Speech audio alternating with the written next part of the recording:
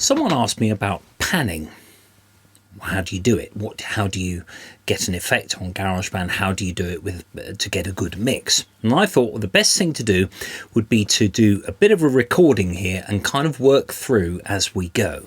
So I'm going to start off just by taking drums. Now, in a sense, really what you want to do is to keep all low frequencies, that is anything below 150, 200 hertz, that is kick drum, bass guitar, that sort of thing, in the middle. Now, this had major implications for mixing for vinyl, because if you've got bass only on one channel of your record, you risk the stylus actually being thrown by that bass on one channel, whereas if it's on both channels, it's more likely to actually retain its sort of, well, it won't jump out. Depends on the quality of the stylus and how fat the cut is as well of your record. But leaving that aside, what I've got here is I'm just going to put a drum beat together.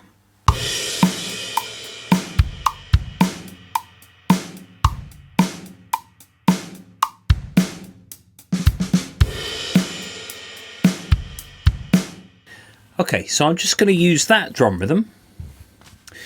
So it's Kyle, but simplified a little bit from the default. And then I'm going to put in a bass guitar part. I'm just going to use, let's use the P bass. I love that one. Okay, so I'm just going to put a bass part down.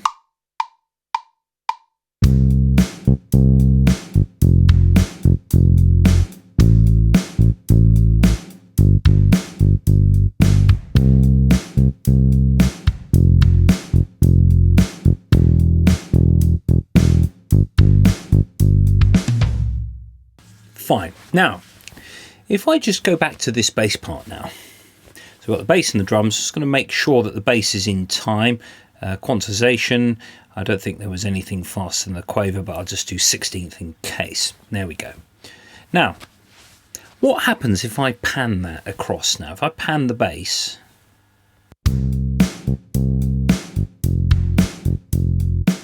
I end up with a massive energy displacement between those two channels, so it sounds really heavy on one side than it would the other. Now, that is a problem because I've got a bass frequency. Now, it's said that 80% of the energy in a sound wave is below 200 hertz. So from 200 hertz all the way up to the top, so 20,000 hertz, is the 20% of the energy, and everything else, it's all bass heavy. That's why a bass speaker is bigger than a treble speaker, because it's got to handle more energy and shift more air. That's the reason. So panning wise, we don't want to go too heavy on our bass parts. That includes kick drum as well. And to a certain extent the snare, because the snare is actually quite a deep sounding thing. There's quite a lot of bass end in a snare drum. Although you can very, very subtly pan and of course toms, because they're used infrequently. You can use a stereo effect where you have your high tom, your rack tom and your low tom just going gung, gung, gung subtly across. Not hard left, centre and right, but sort of like that. So I'm just going to put a couple of acoustic guitar parts on to go with this. Now, why am I recording two? Well, I'd like a stereo effect. Now, this is also, somebody said, well, why don't you just use one part and then copy it to another track? And the answer is no, actually, that doesn't make any difference at all, because you've got exactly the same sound on two tracks. So essentially, it's just double mono, which is mono. There's no point in that at all. So I'm going to just get a mic. Let's have a look. Audio recorder, more sounds, fun and clean. There we go. So I'm going to just record some guitar along with that.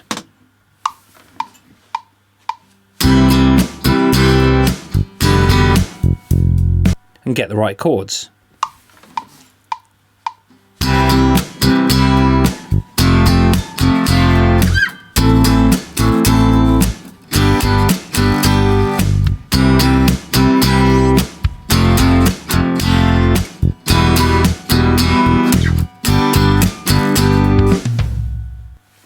Now, I'm going to record exactly the same thing again, and I'm using the internal mic on GarageBand, there are no other mics involved here. So if I just play this back,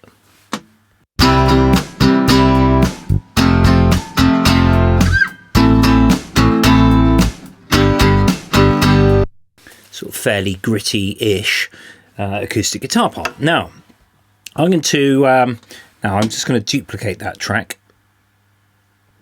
There we go.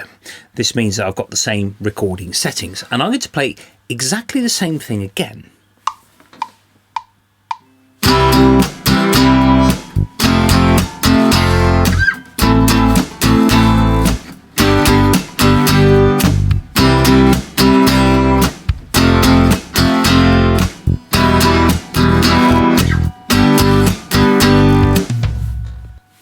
When you're doing tracking like this, it's really important, if you want to create a stereo acoustic guitar effect, is to be able to play exactly the same thing both times. So if I go back to here now, you can see that there are two tracks showing, and they basically look very similar. There's a little sort of knock on the after the second chord there. Now that may come out, that may be obvious when we listen in stereo. Now how am I going to do this? Well, at the moment we're in mono.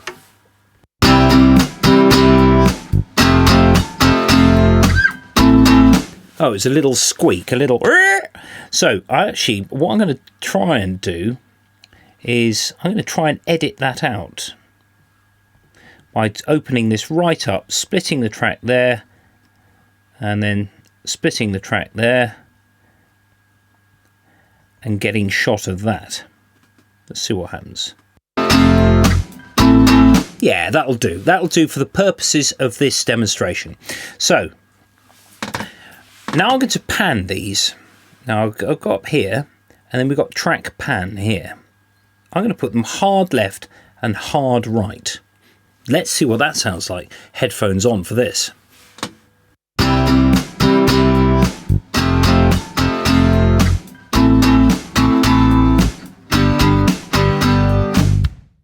Now that can seem overly spatial. It can seem a little bit false when you've got those two acoustic guitar parts. Now I'm going to try bringing them in slightly. Bringing them back towards the centre so we're all subtle with our stereo effect.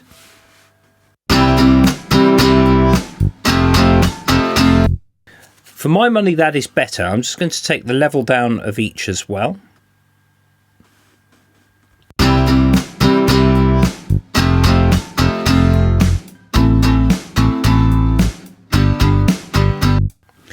Now I could do other things. For example, if I duplicate that track again, I'll just go back to there. I'm going to duplicate that twice, and I'm going to put a couple of other things. So, for example,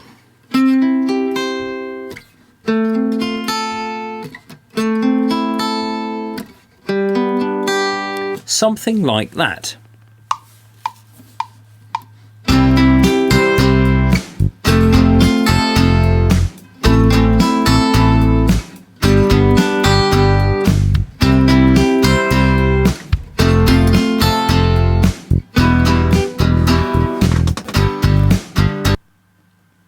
Okay, I'm not going to bother going back to record that again. I'll just record the first 4 bars only.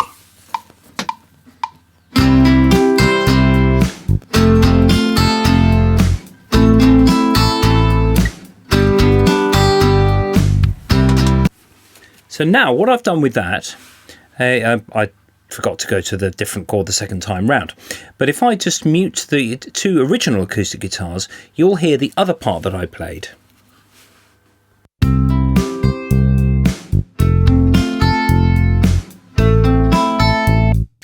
Now you can hear a little bit of phasing between the two strings. If I play this note twice, but it's essentially laid right next to each other, you can get phasing when they're in mono. We don't want this. If you listen to those guitar parts on their own,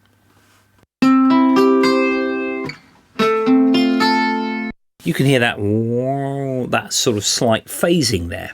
Now, one way to avoid that when recording is to change the position, change your position with respect to the mic.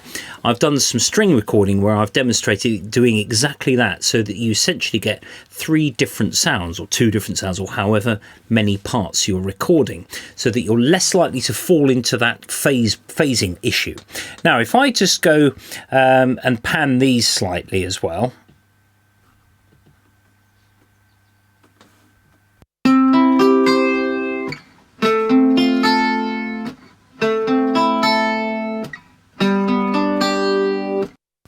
That sounds better, because we've got the less, you can't tell that phase difference so much, because it's actually fired to each end of the sort of left-right spectrum. Now, if I now put that back in the mix,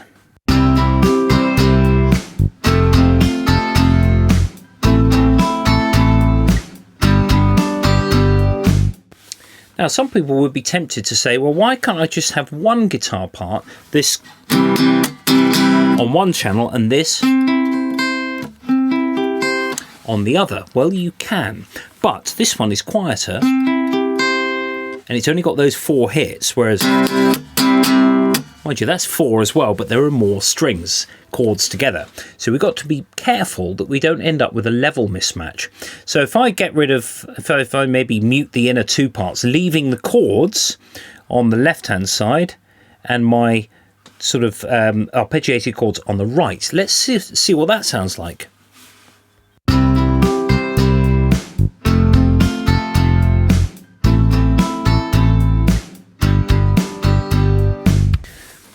Because of the nature of those 2 rhythmic things, sometimes it works well and other times there are holes. There's sort of nothing happening and you lose your level changes between your 2 channels as you go. This is very, very tricky to get right. And actually what you need to do is you need to work out how your guitar parts are going to work. If you listen to Pick Up the Pieces by the Average White Band, you've got one part that does this, and the other part goes. So on one channel you've got that guitar part, and the other channel you've got the chords, but they'd be mixed in such a way that essentially the level is retained. So one thing you could do, of course, is to record another part that plugs the gap.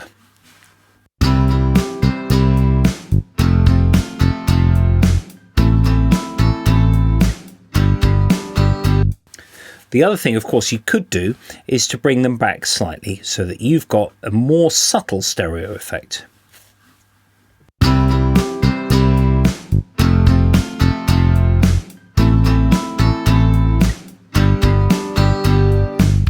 See, that's working a bit better.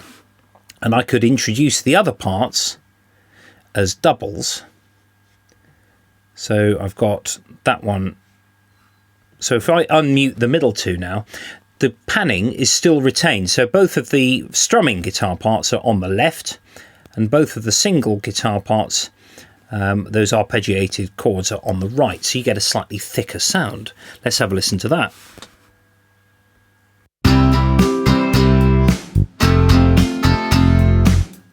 Let's take the middle 2 away, play it without.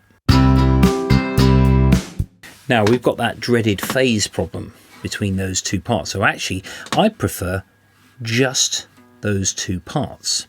So if I just try, I'm going to get rid of the first one that I recorded, and I'm going to record it again, but this time I'm going to change my position with respect to the microphone. Let's see what happens. You never know, I might actually play the right notes.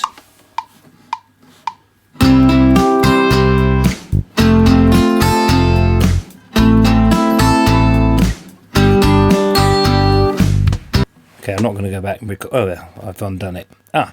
The undo button has a redo if you hold. There we go. Redo recording. Fine. Okay. Now, let's have a little listen to that and see what happens.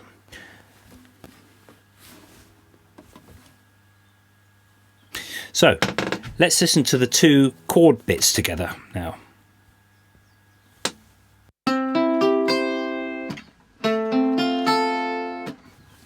notice that your phasing problems have disappeared, because one part was played here and the other part was like that. So the sound is washing around this room with all the gear and all the hard surfaces and all the soft everything. Basically, the mic has picked up two different things instead of two things that are so similar that you get phasing issues. So that means that I can use that now.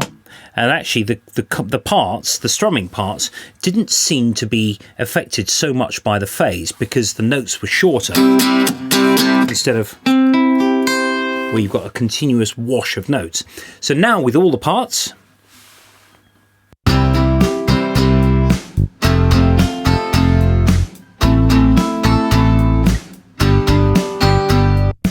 what you could do is you could have the two strumming parts in the middle for the power of having that mono sort of security, and you could pan the little arpeggiated bits full hard left and right.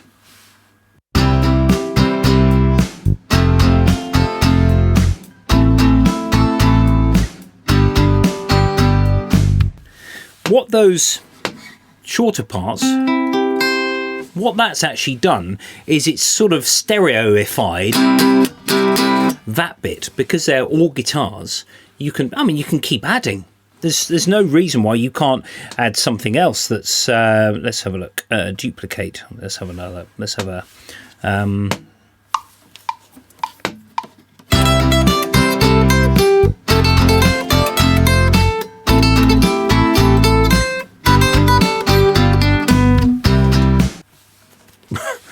well, there's no way I can double that because I made it up and I can't remember what I did. But you can do things like adding a stereo chorus to that line that I've just done.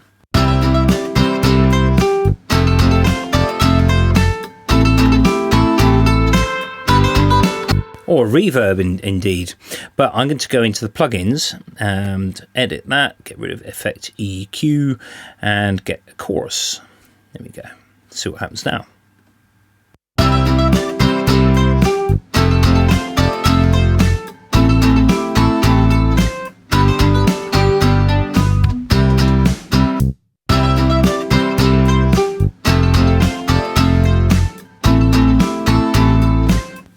The natural, that sort of, well, actually it's not natural, the unnatural panning of that chorus has just given extra spread, but you've kept an eye on what's going on in terms of your level meters. Now at the top here, we do have the metering, which allows you to get a vague idea of whether your channels are mismatched or not. So if I just get rid of the drums and the bass, this leaves just the guitars. So all the energy's now gone.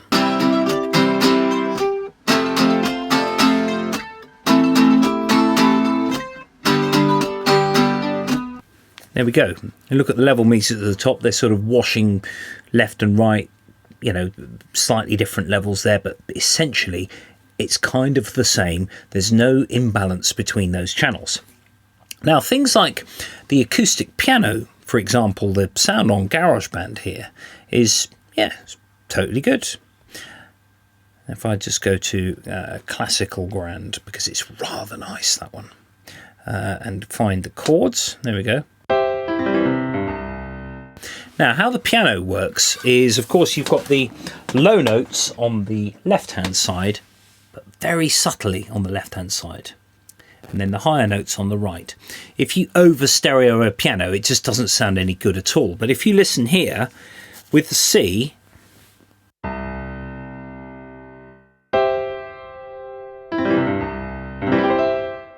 there's a very, very subtle change between the registers of the piano. And of course, that note, there's actually a C below that as well. And of course, you could have those chords much higher up as well.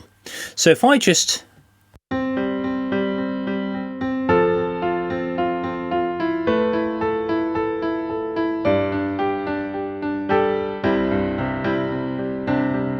I'm going to use that one instead. So here we go.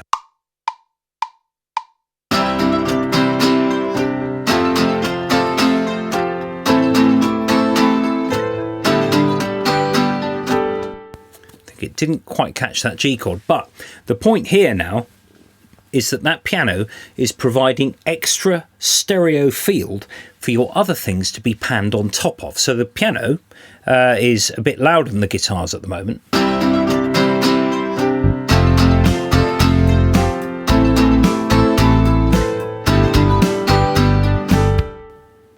there's an issue with that piano chord. It's a shame. It's kind of working there, but there's a note. Ah, there it is. That one. There we go.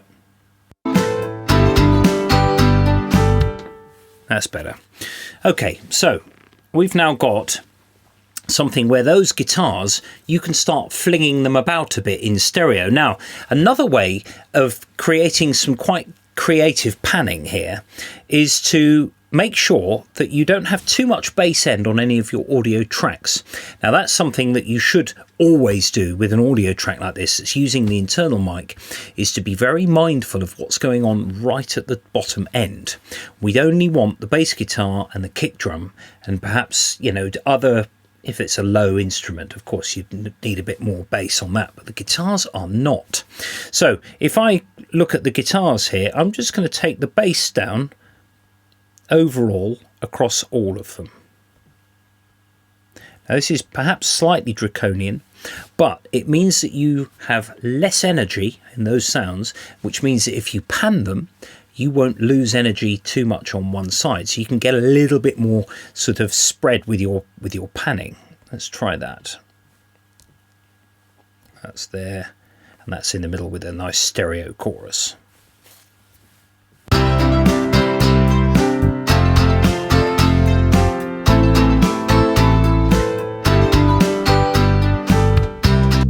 So you've now got something which is basically the same on both sides in terms of the level between left and right, regardless of the fact that you've really spread stuff. But as I said before, if we were to pan the bass, the whole lot would be thrown out.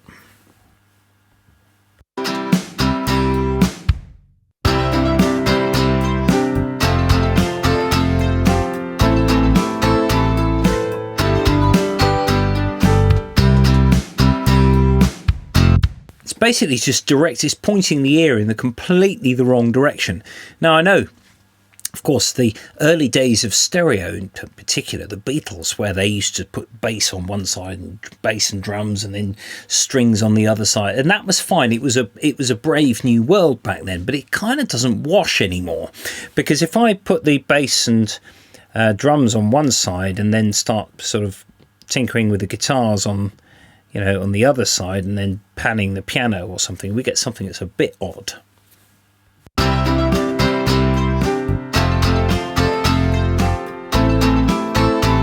It's not really saying anything apart from somebody's accidentally knocked the pan control.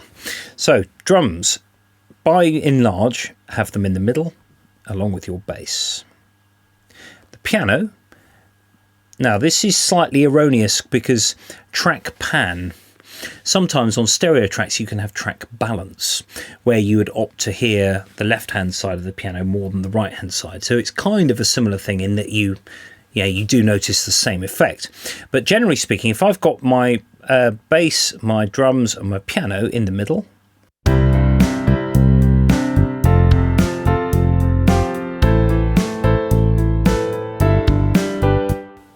of course, reverb helps here with the sort of overall stereo effect. Now, if I add my guitars,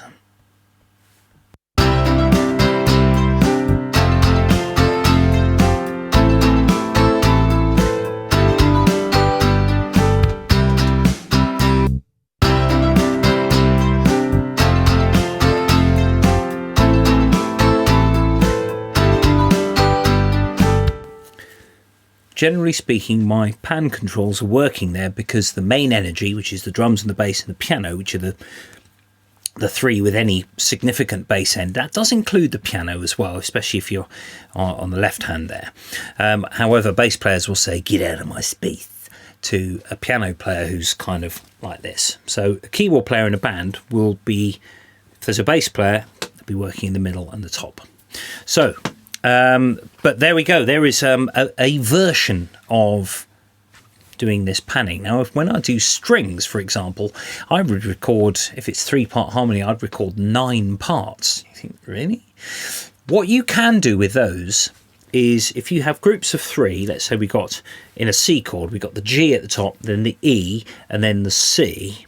So G, E, and C in terms of their pitch. What you can do is you can either take the G and pan it slightly on all three parts, and take the C and pan it slightly on all three parts, leaving the E in the middle for a sort of chord that's spread.